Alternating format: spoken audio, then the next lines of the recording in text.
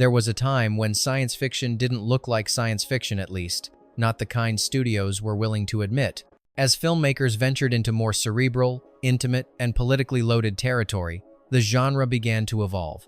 These weren't stories about space wars or robot revolutions. They were about fractured minds, invisible technologies, and futures unfolding quietly inside the present. But the more sci-fi matured, the more it began to make certain people uneasy. Across the 70 seconds, 80 seconds, and 90 seconds, a strange trend emerged. Some films that clearly explored speculative ideas, memory manipulation, artificial realities, technological paranoia were later presented as something else. The reasons varied. Some scripts were deemed too cerebral for mainstream audiences. Others hit too close to geopolitical tensions or cultural fears. So studios rebranded them. Drama, fantasy, thriller, anything but science fiction. In some cases, the original creators pushed back.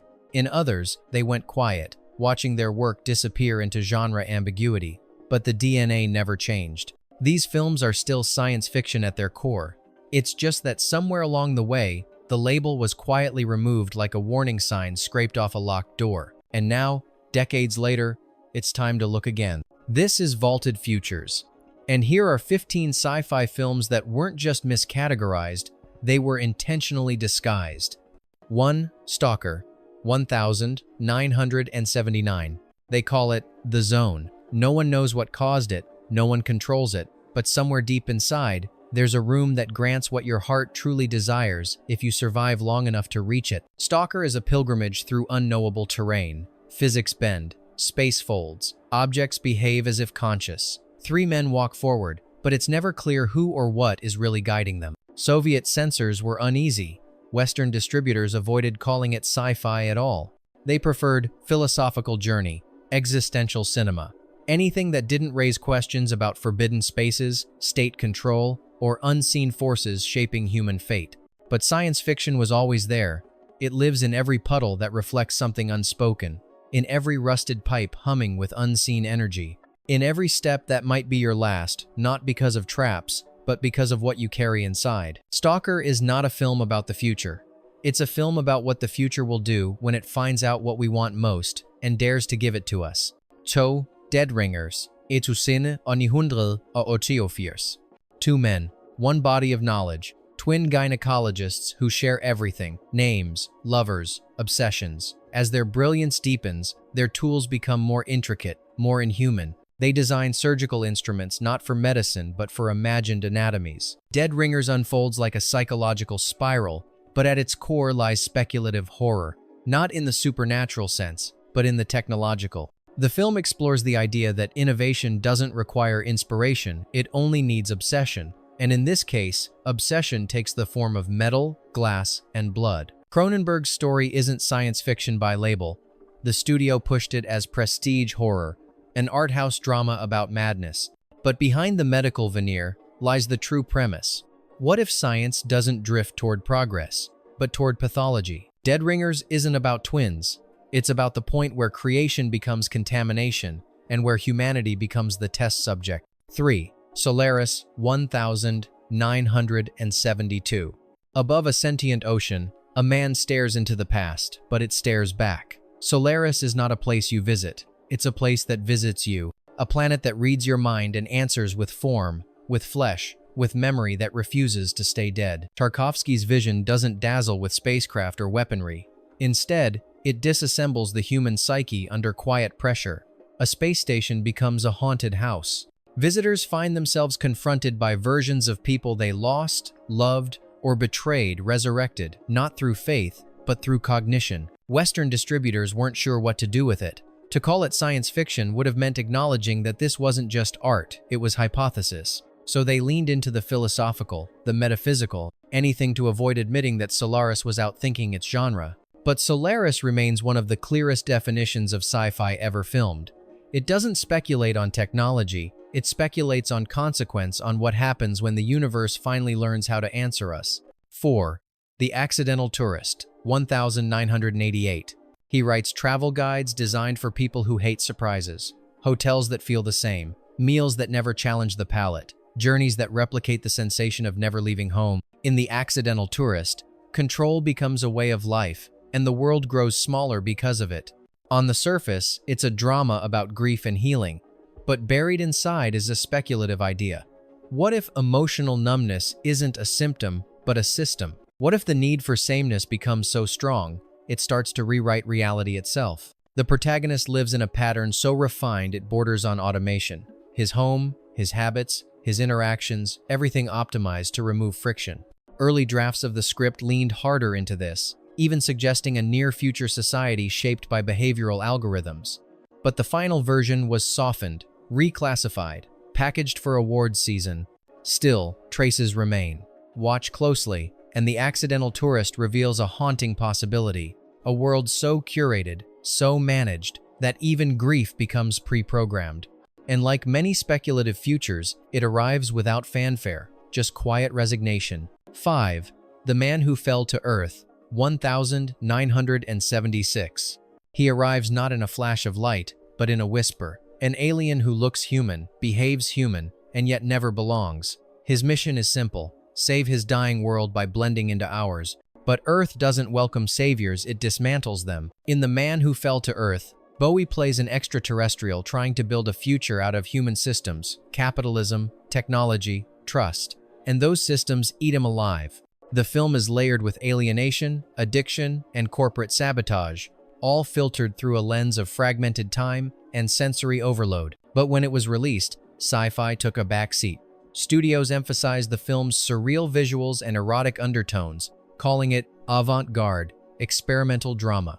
The alien was not a visitor from another planet, but a metaphor, easier to market that way.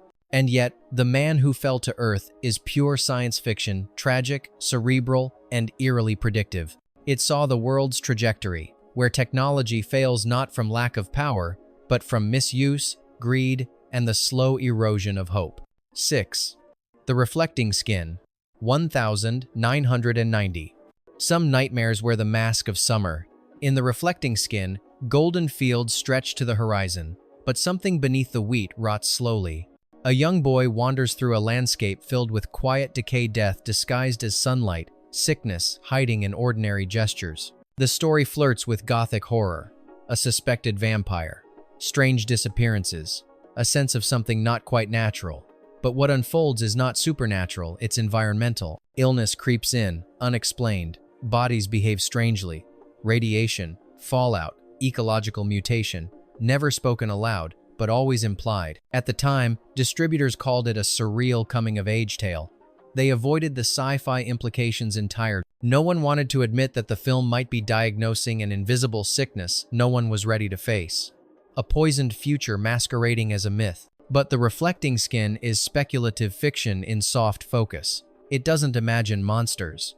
It imagines a world where the environment itself is quietly turning on its inhabitants, and they don't realize it until it's far too late. 7. The Truman Show, 1998. He lives in a perfect town, with perfect weather and perfect strangers. But something is wrong. The light falls too evenly. The smiles linger too long. And Truman, at some point, begins to feel the edges. The Truman Show is surveillance fiction. A man unknowingly raised inside a constructed reality, engineered down to every raindrop. But when Paramount launched it, they called it satire, comedy, a media parable. They avoided the word science fiction entirely. And yet, there it is. Total environmental control, emotionally responsive architecture, behavioral scripting on a societal scale. Every aspect of Truman's life is built on predictive models, audience algorithms, and real-time manipulation. Today, it's easy to see what the film was predicting. But back then, sci-fi was too risky a label. It might have made the public ask how close they were to Truman already. So the studio painted it as harmless critique, not prophetic design. But The Truman Show isn't a warning wrapped in metaphor. It's an instruction manual left open on a desk we weren't supposed to read. 8. Ordinary People, 1980. To the outside world, it's a film about grief, a family navigating silence after tragedy. But look closer, and Ordinary People begins to feel like something else entirely, a quiet dissection of time, memory, and emotional architecture engineered into perfect oppressive order. The way the story folds over itself, the moments that repeat with minor changes, The sensation that someone or something is curating what the characters can remember and what they can't. It doesn't behave like conventional drama. It behaves like a system test for human fragility. The studio refused to call it science fiction, of course. That would have broken the illusion. Instead, they let it pass as Oscar-worthy drama, an emotional showcase stripped of genre implication. But Ordinary People plays like speculative cinema in disguise, a controlled emotional experiment, a scenario designed not to entertain, but to observe, as if we, the audience, are part of a behavioral study we didn't consent to. Nain, Jacob's Ladder, 1990. He sees things that aren't supposed to be there. Faces twist and flicker. Time runs backward. The subway doesn't end where it should. For Jacob, reality isn't broken. It's been reassembled wrong. Jacob's Ladder was presented as psychological horror, a trauma study, a soldier haunted by his past. But the film's real engine is speculative, the possibility that perception itself has been chemically manipulated, an experimental hallucinogen, a weaponized mind, a conspiracy buried beneath layers of PTSD and fractured memory. TriStar marketed it cautiously. They emphasized nightmares, not neuroscience, madness, not manipulation. Calling it science fiction would have meant addressing the ethical rot behind its premise. That soldiers might have been turned into unwilling test subjects. That war doesn't just kill bodies, it rewires minds. Rewatch it now, and it's clear. Jacob isn't just a ghost of war, he's a casualty of science turned inward, a living consequence of technology denied. 10. The Rapture, 1991. At first glance, The Rapture feels like spiritual melodrama. A woman finds faith, loses it, and regains it through catastrophic revelation.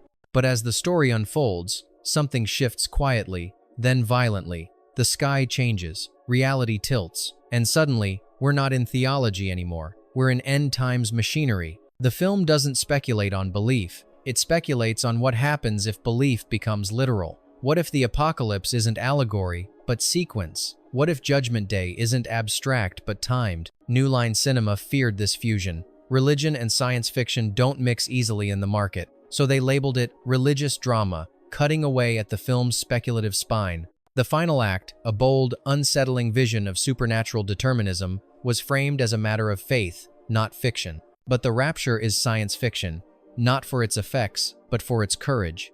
It dares to treat eschatology like a system, and in doing so, it predicts something more terrifying than hell, a cosmic equation that plays out whether you believe in it or not. 11. Safe, 1995. Carol lives in a spotless house, drives a nice car, and hosts well-behaved guests. But one day, she begins to break. Her body reacts violently to the world around her: chemicals, fragrances, electricity. Modernity itself becomes poison. Todd Haynes' Safe unfolds like a medical mystery with no diagnosis. But beneath the muted colors and detached tone is a quietly devastating piece of speculative fiction. Carol doesn't just get sick, she becomes a canary in the industrial coal mine.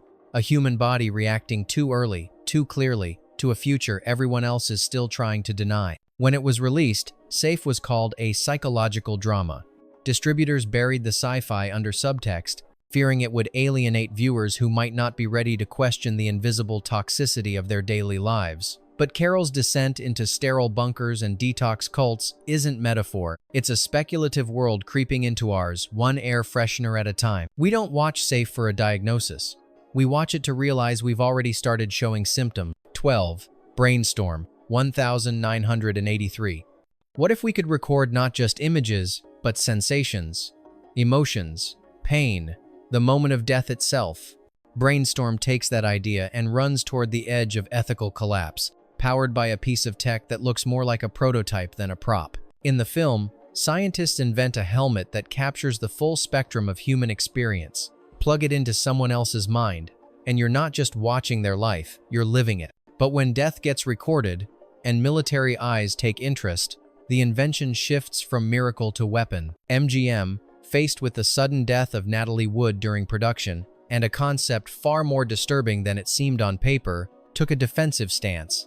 They sold Brainstorm as a slick thriller. The trailers avoided the core premise. The posters leaned into the human drama. The sci-fi disappeared, even though it had never been more present. And now, in an era of brainwave interfaces, emotional AI, and neural feedback loops, Brainstorm feels prophetic, not just for what it imagined, but for how its own identity was manipulated just like the memories it captured. 13. The Lathe of Heaven, 1980.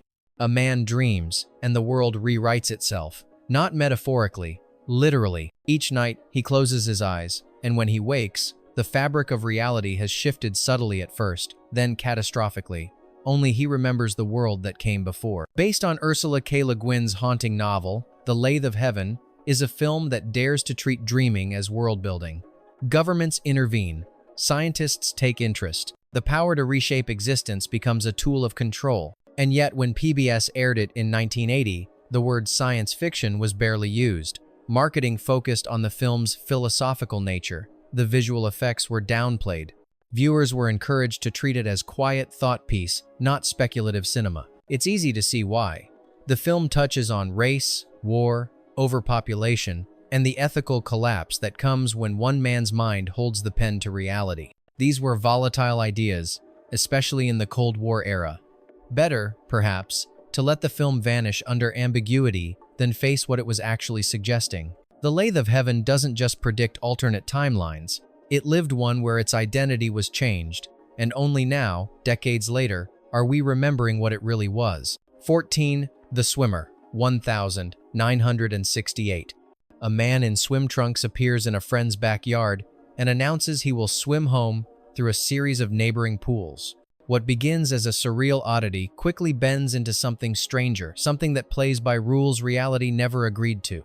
The Swimmer isn't about laps or leisure. It's about time collapsing, memory slipping, and the illusion of continuity cracking under the weight of suppressed truth. One moment it's summer, the next it's autumn. Faces from the past resurface with different tones, different histories. Somewhere along the way, we stop watching a man make a journey, we watch the fabric of his life dissolve. Yet Columbia Pictures never dared call it science fiction. They labeled it psychological allegory or modern fable, anything to avoid admitting that the timeline itself was fractured, the logic nonlinear, and the entire world behaving like a controlled hallucination. In retrospect, it's easy to see. This was time travel without machines, memory erosion without explanation. The Swimmer was never meant to be comfortable, and it was never meant to stay in one genre. 15. Seconds, 1966. A man is offered a second chance, new name, new face, new future.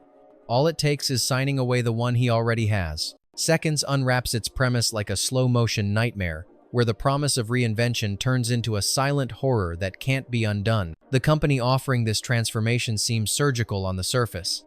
But beneath the clinical procedures lies a deeper operation, the erasure of identity. Not death, but replacement. Not rebirth, but reconstruction. The technology isn't flashy, but it's deeply speculative, suggesting a future where identity itself is a customizable service. Despite its themes of bodily modification, psychological reprogramming, and elite-controlled reinvention, Seconds was never sold as sci-fi. Paramount distanced it from genre expectations, positioning it instead as cerebral drama. It wasn't that they didn't see the science fiction in it, it's that they saw it too clearly. The result is a film that aged into relevance. Today, with elective surgery, synthetic identities, and curated lives, Seconds doesn't feel like an old movie. It feels like a forecast, one that Hollywood tried to make us forget was ever written. Bonus fact, Until the End of the World, 1991. It begins like a road movie, a chase across continents, a woman pulled into a world of stolen tech and scattered identities. But as Until the End of the World unfolds, it reveals something else, something quietly apocalyptic.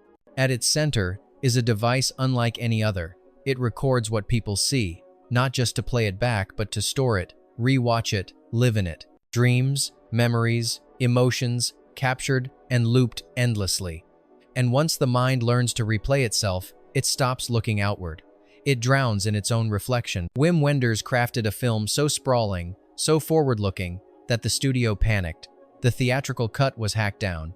The sci-fi core was minimized. It was marketed as a love story with global scenery, not a meditation on digital addiction and neural obsession. Few knew what they were actually watching. Only years later did the full version emerge, and with it, the truth. This was a prophecy, It foresaw a world where memories replace experience, where devices don't just connect us but trap us in endless self-surveillance, where we scroll back through our own minds over and over until we forget how to move forward. And like the memories it depicts, the film almost vanished. Some stories aren't lost by accident. Some disappear because they were too right, too early. Genres are boundaries, and sometimes boundaries are erased not to protect the story but to protect those watching it. These films didn't lose their sci-fi identity. It was taken from them, rewritten, renamed, quietly reassigned to keep their messages hidden in plain sight. But time doesn't forget, it only waits. Now, decades later, we can see what these films were truly trying to say.